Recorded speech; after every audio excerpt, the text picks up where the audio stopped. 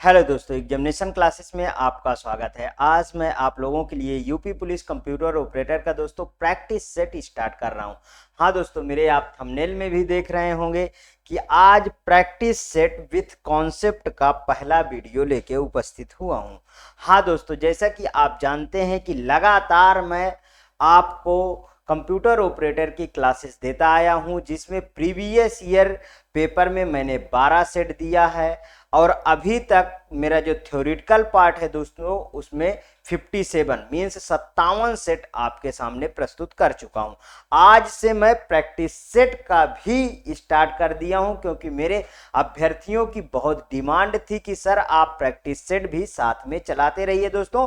तो देखिए, हर एक दिन आपको एक वीडियो मिलता रहेगा, उसमें या तो प्रैक्टिस सेट मिले या तो फिर थ्योरी वाला पार्ट मिले, और प्रीवियस ईयर पेपर अगर यदि देखना है दोस्तों तो उसके आप मेरे एग्जामिनेशन क्लासेस की प्लेलिस्ट में चले जाइए, वहां से आप वॉच करते रहिए वन बाय वन। चलिए दोस्तों, अब हम प्रैक्टिस सेट को स्टार्ट करते हैं।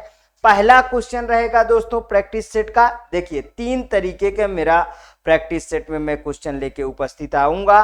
पहले दोस्तों लोअर लेवल का, पहला मेरा जो ऐसे सेट में डिस्कस करूंगा दोस्तों, लोअर, फिर मॉडरेट, और फिर उसके बाद अपर। मींस कि लोअर लेवल का होगा और मिडिल लेवल के क्वेश्चन होंगे और हाई लेवल के क्वेश्चन होंगे। चाहे आप इस वे में समझ लीजिए या तो फिर आप यहाँ पे हाई कह सकते हैं। इस तरीके मैं क्वेश्चनों को सीक्वेंस में लगा के आपके सामने प्रस्तुत करूंगा। ठीक है दोस्तों, चलिए आइए पहला क्वेश्चन पे वार करते हैं। विच of the following is the basic function of a computer? निम्नलिखित में से कंप्यूटर का मूल कार्य है? Input, storage, processing, all of these. तो आप मुझे बताइए कि आप जब मैं थ्योरी पार्ट आपको कंप्लीट करवाया था तो उसमें मैंने 4 पार्ट आपको शायद बताया था। कौन कौन से? एक इनपुट, और दूसरा स्टोरेज, और तीसरा प्रोसेसिंग, और चौथा बताइए क्या है। मैं लिख दे रहा हूं यहां पे दोस्तों, 4 पार्ट होते हैं। 4 पार्ट होते हैं, क्योंकि बिना लिखे दोस्तों मजा किसी चीज में नहीं आता। पहला लिखिए इसमें इनपुट, दूसरा लिखिए स्टोरेज, दूसरा स्टोरेज है, तीसरा है प्रोसेसिंग,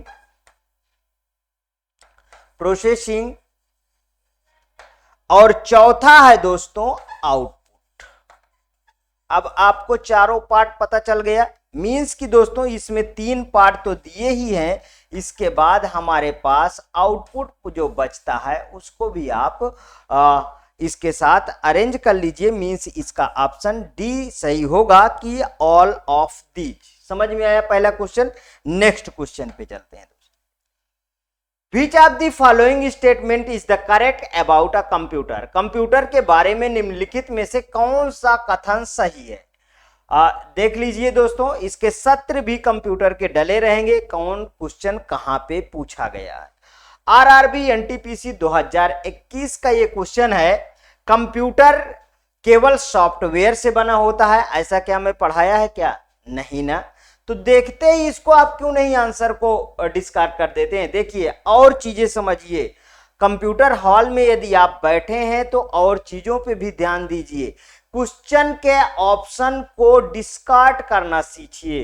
क्वेश्चन के ऑप्शन को मींस जो गलत है उनको हटाना सीखिए। ठीक है, तो आपका पेन वहीं जाएगा जहां पे क्वेश्चन का आंसर सही है। ऐसा मैंने कोई थ्योरी पार्ट में पढ़ाया ही नहीं। खत्म कर दीजिए। कंप्यूटर स्वयं सारी जानकारी व्यवस्थित कर सकता है। Computer can organise all information on its own. क्या पूछा है क्वेश्चन में? Which of the following statement is the correct about the computer? तो ऐसा है क्या? ये भी तो नहीं है, इसको भी आप खत्म कीजिए। कंप्यूटर केवल हार्डवेयर से बना है, ये तो जैसे ये वाला था दोस्तों उसी तरीके ये है, तो ये भी कट गया ना। अब बचा एक, वो तो बिना देखे भी आप आंसर लगा सकते हैं। कौन सा? डी ऑप्शन सही है, या एक इलेक्ट्रॉनिक उपकरण है। बिल्कुल करेक्ट। जो डेटा को स्टोरेज करता है और रिट्रीव करता है और उसको क्या करता है, मॉडिफाई करता है।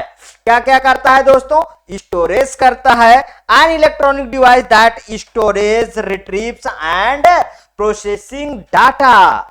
ये क्या है दोस्तों, ये है ऑप्शन बिल्कुल करेक्ट, मींस चौथा ऑप्शन आपका करेक्ट है। आगे बढ़े दोस्तों नेक्स्ट क्वेश्चन पे।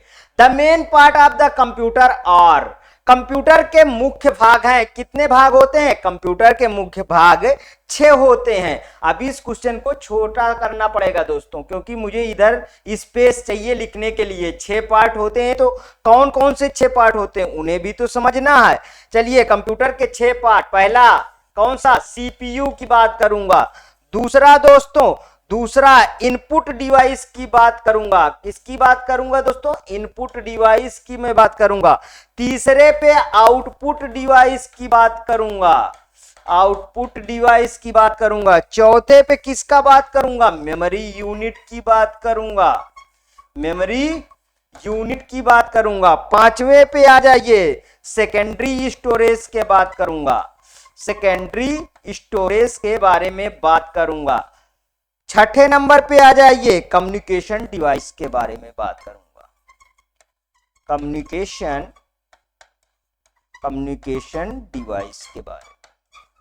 अब थोड़ी सी बातें को समझ लेते हैं। यहां सेकेंडरी स्टोरेज, प्राइमरी स्टोरेज, ये सब बता चुका हूं। आप वही काम आपको करना है। प्रीवियस वीडियो थोड़ा थोड़ा वॉच करते रहिए, ये आप स्क्रीनशॉट लेते रहिए, क्योंकि ये सब बहुत अच्छा यहां से क्वेश्चन को मैंने अरेंज किया है, इसलिए। चलिए आइए नेक्स्ट पार्ट पे चलते हैं। विच of the following is not a computer component ना, निम्नलिखित में से कौन सा कंप्यूटर का एक घटक नहीं है। एएलयू बिल्कुल सही है, एएलयू का फुल फॉर्म लिख लीजिए, arithmetic logic unit, arithmetic logic unit. ठीक है दोस्तों। सीपीयू का फुल फॉर्म लिख लीजिए, central processing unit, central processing unit. ठीक। मेमोरी, और यहां पे क्या है, पेपर, कागज होता है क्या कंप्यूटर का पार्ट, नहीं होता है, नहीं पूछा है। अच्छा, नहीं वाले पे जरा सा ध्यान दिया करिएगा हरदम, क्योंकि ये क्वेश्चन ऐसा होता है, नहीं छुपा होता है, और क्वेश्चन में हम लोग यस लगा के चले जाते हैं। इस चीज को बहुत गौर तरीके से देखते रहिएगा। ठीक है दोस्तों, आगे चलिए next question. For the converting raw input data into useful information all computer systems perform the following basic process. Raw input system जानकारी में बदलने के लिए सभी कंप्यूटर सिस्टम द्वारा निम्नलिखित मौलिक प्रक्रिया का पालन किया जाता है।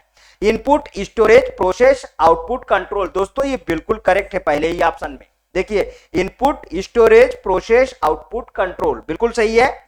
आगे देखिए, इनपुट प्रोसेस नहीं, प्रोसेस कंट्रोल आउटपुट नहीं, इनपुट स्टोरेज आउटपुट नहीं। दोस्तों मैं एक चीज और कहना चाहता हूं, यदि किसी क्वेश्चन में किसी तरीके की यदि दिक्कत होती है तो आप उसको जरूर से जरूर कमेंट बॉक्स पे जरूर बताएंगे। थोड़ा छोटा कर दूं क्या। Next question. In computers users are also known as. Computer में यूजर को भी कहा जाता है, क्या कहा जाता है, बिल्कुल करेक्ट है, ह्यूमन वेयर कहेंगे दोस्तों। क्या फर्मवेयर कहेंगे, क्या नहीं कहेंगे, हार्डवेयर नहीं कहेंगे, फ्रीवेयर नहीं कहेंगे, ह्यूमन वेयर कहेंगे ना। कंप्यूटर की तुलना, अगर कंप्यूटर में यूजर्स को क्या कहेंगे, ह्यूमन वेयर कहेंगे, बिल्कुल करेक्ट है। Next, the program instructions are represented in binary and stored in the from which decode and executed by the CPU।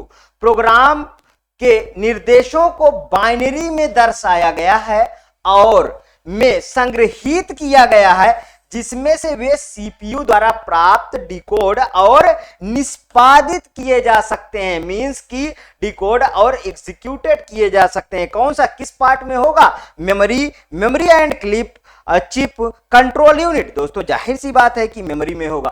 दोस्तों मेरे साथ आप जो है आप आंसर दिया करिए, जैसे ही मैं क्वेश्चन पढ़ता हूं तो आप भी पढ़िए और आंसर लगाने की कोशिश करिए, जहां दिक्कत होगी मेरा सपोर्ट लीजिएगा। Next question, which of the, मैंने जैसे दोस्तों बताया कि मेरा 3 तरीके के फॉर्मेट में प्रैक्टिस सेट आएंगे क्वेश्चनों के, लोअर लेवल होगा, मिडिल लेवल होगा, अपर लेवल होगा। मींस कि पहले थोड़ा सा लोअर लेवल के क्वेश्चन उठाऊंगा और फिर उसके बाद मॉडरेट रहेगा और फिर उसके बाद हाई लेवल के भी क्वेश्चन आएंगे। इधर कुछ सेट में ऐसे नॉर्मल क्वेश्चन में बताता रहूंगा, उसके बाद धीरे धीरे इंक्रीज करूंगा, क्योंकि दोस्तों बहुत सारे ऐसे बच्चे होंगे कि इस लेवल के क्वेश्चन नहीं आएंगे दोस्तों। मैं वही लेवल तक पढ़ाऊंगा जहां तक कंप्यूटर के पेपरों में पूछा गया। प्रीवियस वीडियो आप वॉच कर सकते हैं, जिसमें 12 सेट आपको प्लेलिस्ट में मिल जाएंगे। यहां पे देखिए, which of the following CPU registers is to use to store data and intermediate produced by the ALU. निम्नलिखित में से किस CPU central processing unit register का उपयोग डेटा और एलयू द्वारा उत्पन्न किए गए मध्यवर्ती परिणामों को संग्रहित करने के लिए किया जाता है? Program counter, memory address register, accumulator की इंस्ट्रक्शन रजिस्टर। दोस्तों किसका उपयोग किया जाता है? उपयोग किया जाता है एक्यूमुलेटर रजिस्टर का। कुछ चीजें इसमें बात कर लेते हैं एक्यूमुलेटर वाले में। देखिए, कंप्यूटर की सबसे छोटी और सबसे तेज मेमोरी, जो मेन मेमोरी का भाग नहीं होता है, रजिस्टर मेमोरी कहलाती है। क्या कहलाती है दोस्तों? रजिस्टर मेमोरी कहलाती है। इसको थोड़ा सा छोटा करो तभी इधर कॉन्सेप्ट दे पाऊंगा। क्या कहलाती है दोस्तों? रजिस्टर मेमोरी कहलाती है, समझते रहिएगा। एक्यूमुलेटर रजिस्टर का उपयोग डेटा और एलयू द्वारा उत्पन्न किए गए मींस की इंटरमीडिएट रिजल्ट को क्या करता है? स्टोर करता है। किसको स्टोर करता है? Intermediate result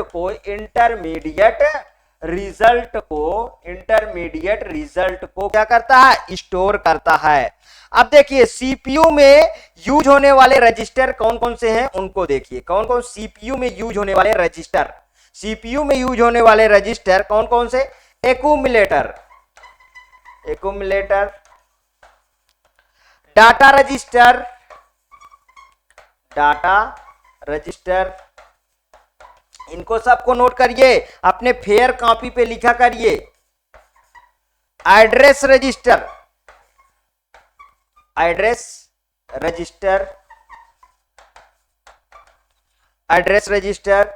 program counter,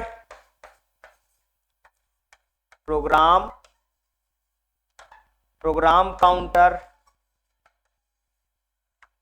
counter के बाद लिखिए memory data register, memory data register के बाद लिखिए इंडेक्स रजिस्टर, इंडेक्स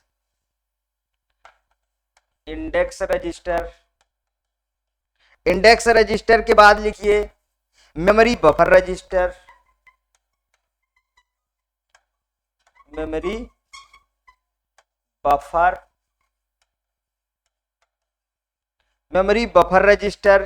उसके बाद इंस्ट्रक्शन रजिस्टर लिख लीजिए,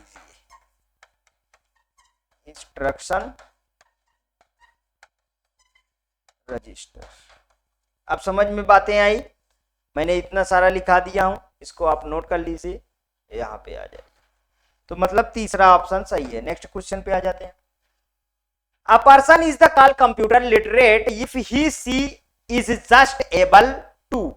कोई व्यक्ति कंप्यूटर साक्षर कहलाता है यदि वह सक्षम हो। केवल किस लिए सक्षम हो? रन नीड बेस्ड एप्लीकेशन, आवश्यक एप्लीकेशन को चलाने में, क्रिएट एंटीवायरस सॉफ्टवेयर बनाने में, राइट प्रोग्राम लिखने में, हैक अदर कंप्यूटर, दूसरे कंप्यूटर को हैक करने में। देखिए, सबसे उचित जो है दोस्तों वो है आवश्यक एप्लीकेशन को चलाने में। जो उसको नीड हो उसको वो चला सके, उससे बेटर कुछ नहीं है दोस्तों इसमें। ठीक है, next question, who is the considered to be the father of modern computer. आधुनिक कंप्यूटरों का जनक किसे माना जाता है? अब आप आंसर दीजिए, अभी मैं पढ़ रहा हूं, ठीक है। गॉर्डन ई मोरे को, एलन ट्यूरिंग को, चार्ल्स बेबेज को, जेम्स गोसलिंग को।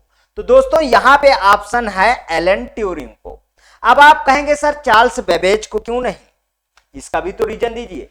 देखिए चार्ल्स बेबेज के बारे में पहले जान लीजिए। चार्ल्स बेबेज को फादर ऑफ कंप्यूटर कहा जाता है। किस लिए कहा जाता है? उन्होंने डिफरेंस इंजन को बनाया था, और डिफरेंस इंजन के बाद डिफरेंस इंजन का एडवांस रूप जो है एनालिटिकल इंजन था, जिसको 1838 में उन्होंने बनाया था।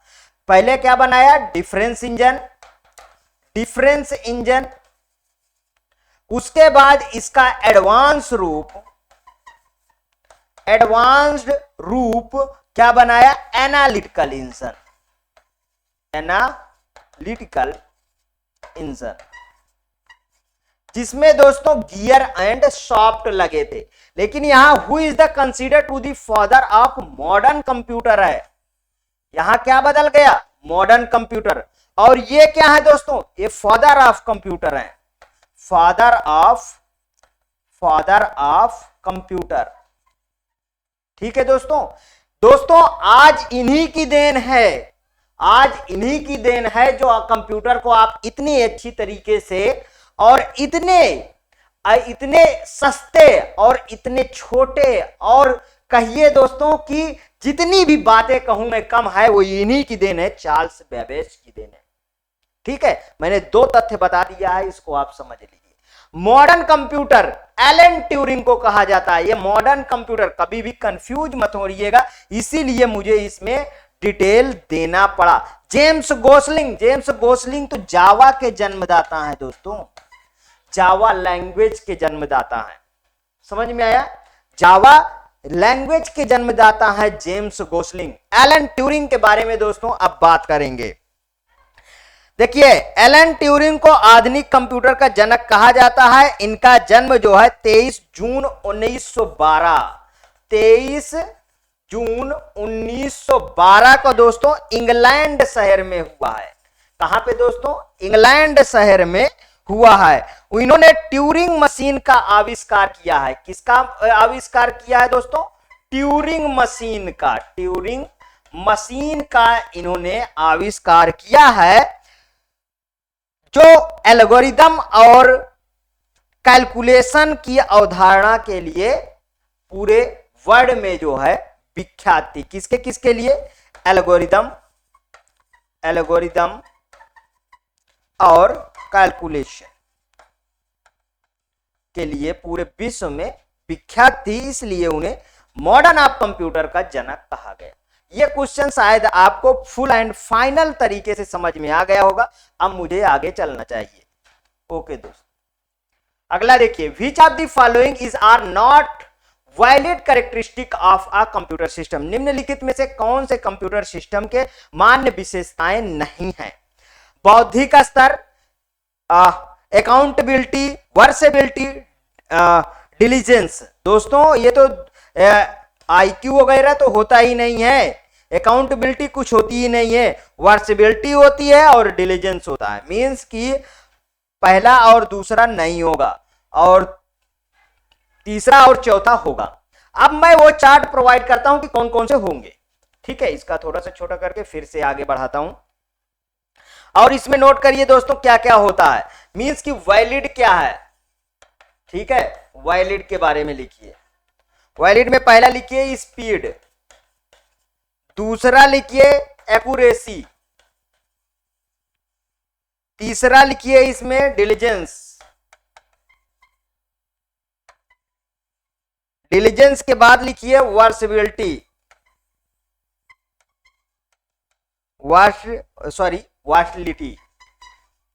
वर्सलिटी ना, वर्सेबिलिटी कहां से याद आ गया, रिलायबिलिटी,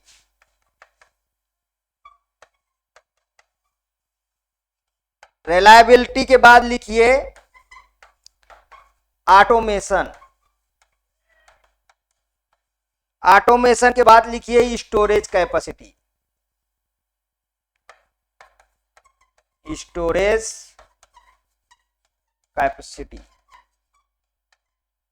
स्टोरेज कैपेसिटी के बाद लिखिए और क्या कर सकता है, स्पीड हो गया, एक्यूरेसी हो गया, डिलीजेंस हो गया, वर्सेटिलिटी हो गया, रिलायबिलिटी हो गया, ऑटोमेशन हो गया, स्टोरेज कैपेसिटी हो गया, प्रोसेसिंग लिख सकते हो। ठीक है, प्रोसेसिंग।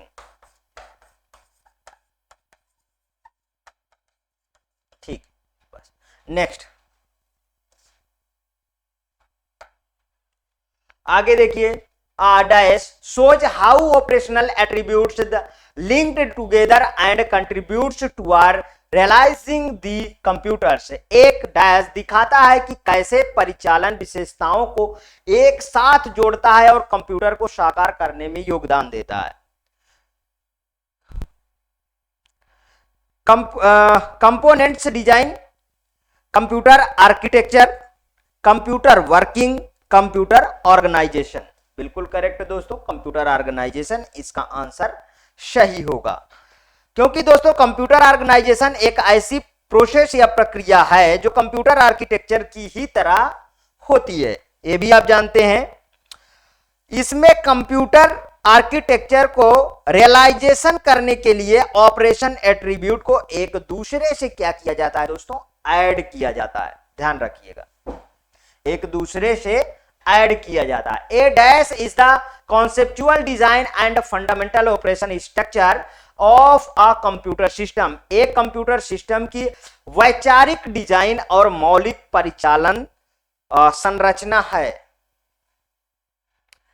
यूपीपीसीएल ऑफिस असिस्टेंट 2018 में पूछा गया है दोस्तों। कंप्यूटर ऑर्गेनाइजेशन अभी बता चुके हैं इसके बारे में। Component design, computer working, computer architecture. बिल्कुल करेक्ट दोस्तों, इसका ऑप्शन डी सही होगा, कंप्यूटर आर्किटेक्चर, क्योंकि कंप्यूटर आर्किटेक्चर के ही द्वारा ये सब चीजें हमें प्राप्त होती है कि एक कंप्यूटर सिस्टम को वैचारिक डिजाइन और मौलिक परिचालन संरचना है। आगे देखिए, which among the following is the correct full form of the BIOS? Basic input output system, basic input output system. अच्छा, इसमें ऑपरेटिंग सिस्टम लिखा है, ठीक है, तो ये गलत हो गया यहां से। मैं तो देखा, एक देखिए यही गलतियां होती हैं, देखते ही मैं आंसर लगाने की कोशिश में था, लेकिन नहीं, बेसिक इनपुट आउटपुट सॉफ्टवेयर, ये भी गलत है। बेसिक इनपुट आउटपुट सिस्टम बिल्कुल सही दोस्तों, सी नंबर सही है। None of this. देखिए, अब बायोस का पहली बात तो फुल फॉर्म डायरेक्ट पूछा जाता है, वो आप जान लिए हैं। अब इसके बारे में समझते हैं। बायोस किसी कंप्यूटर को दोस्तों स्टार्ट होने से पहले उसके हार्डवेयर डिवाइसेस जितनी भी होती हैं उनको वो चेक करता है। चेक करने के बाद किसी कंप्यूटर को दोस्तों बूट की परमिशन देता है, ये ध्यान रखिएगा, वो है दोस्तों बायोस। समझ में आया? आगे चलते हैं। Which materials is the used to the manufacturing computer chip? Computer chip के निर्माण में किस पदार्थ का उपयोग किया जाता है? Silver, iron, gold. Silver, iron, gold, semiconductor. बिल्कुल करेक्ट दोस्तों, सेमीकंडक्टर। बिल्कुल इजी क्वेश्चन है, इसमें रुकना नहीं है। आईसी का फुल फॉर्म लिख लीजिए, integrated circuit. IC chips use in computer are made up. कंप्यूटर में प्रयोग होने वाली IC chip integrated circuit, integrated circuit, integrated circuit, ठीक। इसकी खोज कौन किए थे? JS Kilby, JS Kilby. समझ में आया?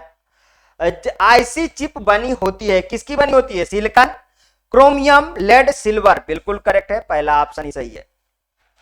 Next question, which of the following is the not a part of the hardware of the computer? निम्नलिखित में से कौन सा कंप्यूटर के हार्डवेयर का एक भाग नहीं है? Monitor, keyboard, CPU, Microsoft office. आप बिल्कुल अच्छे से थ्योरेटिकल पार्ट कंप्लीट कर चुके होंगे, ये सब क्वेश्चन में कुछ नहीं रखा है, ये सब तो सभी हार्डवेयर पार्ट है, ठीक है। और ये कैसा है दोस्तों?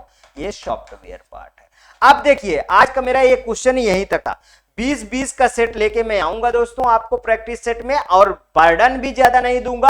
थ्योरेटिकल पार्ट साथ में पढ़ते रहिए, प्रीवियस ईयर पेपर लगाते रहिए, और प्रैक्टिस सेट जिस दिन प्रैक्टिस सेट आए, प्रैक्टिस सेट का धुआं उड़ा दीजिए। बिल्कुल हाँ, लोड ना पड़े, आप लगातार पर डे आपको कंप्यूटर पढ़ना है कंप्यूटर ऑपरेटर का एग्जाम निकालने के लिए।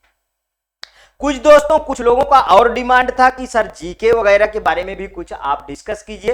दोस्तों अभी 3 महीने आपका पेपर नहीं लगने वाला है, आप टेंशन मत लीजिए। मैं अकेला आपको पढ़ा रहा हूं। अभी मैं और टीचरों से बात किया हूं दोस्तों, मेरे एक अमित सर हैं, वो बहुत अच्छी तरीके से आपको जीएस का पोर्शन कवर कराने के लिए बोले हैं। अब देखिए वो यदि जल्द से जल्द क्लास स्टार्ट कर देंगे तो आपको क्लास वो भी मिलने लगेगी।